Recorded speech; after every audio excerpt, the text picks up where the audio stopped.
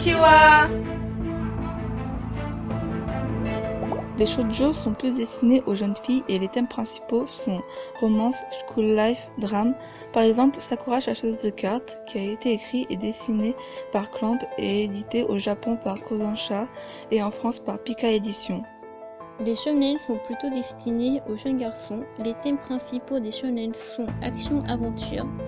One Piece est un exemple de shonen qui a été écrit par Ishiro Oda. Ce manga a été édité au Japon par Shueisha et en France par Glénat Manga. Les seinen sont plutôt destinés aux hommes. Les thèmes principaux des seinen sont action, aventure, gore. Tokyo Ghoul est un exemple de seinen qui a été écrit par Sui Ishida. Ce manga a été édité au Japon par Shueisha et en France par Glénat Manga.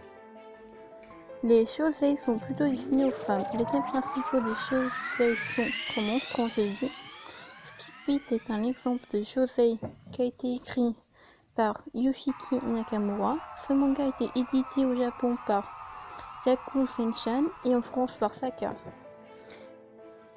Le kodomo est plus destiné aux enfants. Doraemon est un exemple de kodomo qui a été écrit par Fujiko Fujio. Il a été édité par Shogakukan au Japon et par Kana en France. Mes coups de cœur sont Black Clover et My Hero Academia. Black Clover a été écrit par Yuki Tabata et écrit par Shueisha au Japon et par Kaze en France.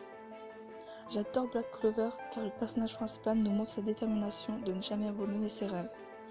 My Hero Academia a été écrit par Kohei Horikoshi et édité par Shueisha au Japon et en France Kion. My Hero Academia aussi, car c'est un manga entraînant, marrant et qui donne envie de continuer. Mon manga coup de cœur est Fairy Tail. L'auteur de ce manga est Hiro Mashima. Les maisons d'édition sont Kondasha au Japon et Rika Édition en France. J'adore Fairy Tail car les personnages ne sont pas du tout sérieux, voire bêtes, mais quand il faut aider quelqu'un, un membre de la guilde ou un étranger, ils sont hyper sérieux. Mon manga coup de cœur est SAO.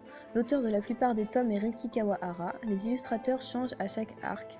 Les maisons d'édition sont ASCII Media Works au Japon et Ototo en France. J'aime bien Sword Art Online parce que les personnages vivent dans un jeu vidéo tout en restant réels.